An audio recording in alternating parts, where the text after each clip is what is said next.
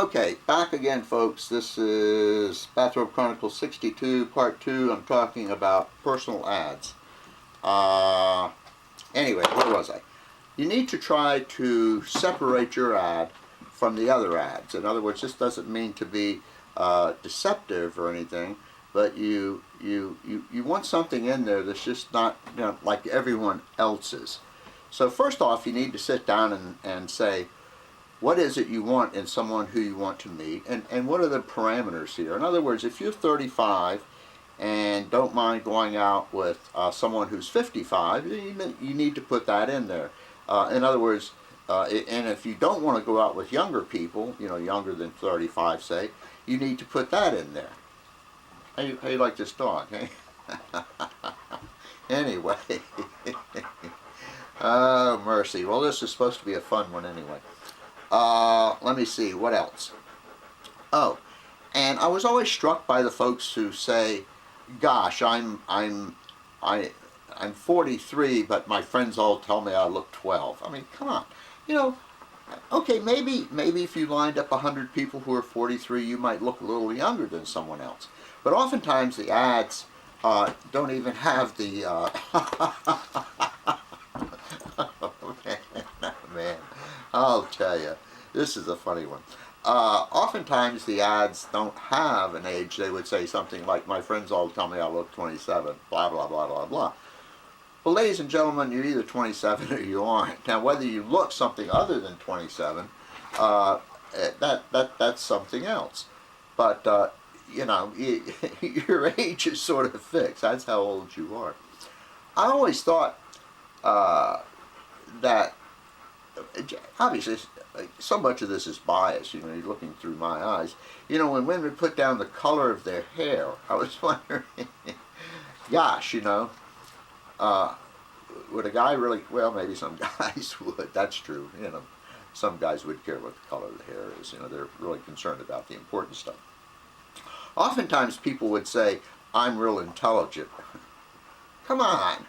I mean, if you're real intelligent, whatever that means, there's a way of writing your ad to let people know that. Oh, I know.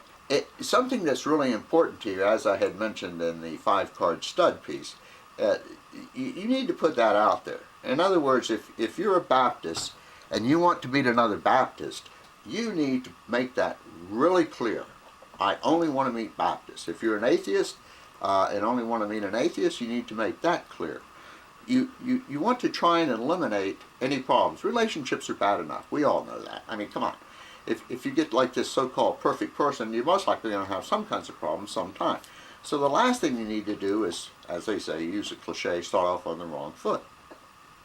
And you can try to eliminate that by being as upfront as you can with your ads. Now, okay, so you sort of have an idea of who you want to meet, and you sort of have an idea of who you don't want to meet, and you're trying to work that into your ad.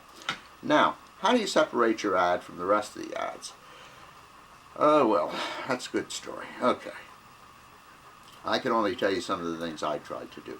You need some humor in there, too. Excuse me.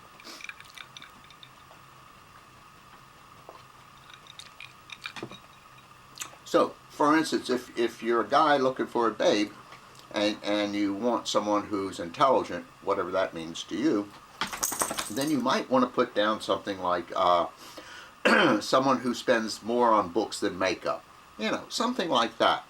That sort of gets your point across. One thing I put in there once is someone who knows the difference between uninterested and disinterested.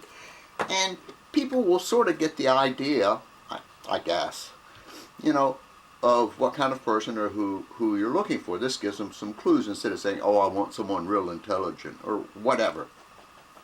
Sometimes people put in there, I have an advanced degree. Not me, the people. And I guess that kind of stuff is okay, And hobbies. Yeah, that's fine, if you like to go sailing or motorcycling or photography or whatever. Especially if any of these pursuits, for lack of a better word, are sort of passions with you that you spend a lot of time on, maybe time and money. So that needs, to be there.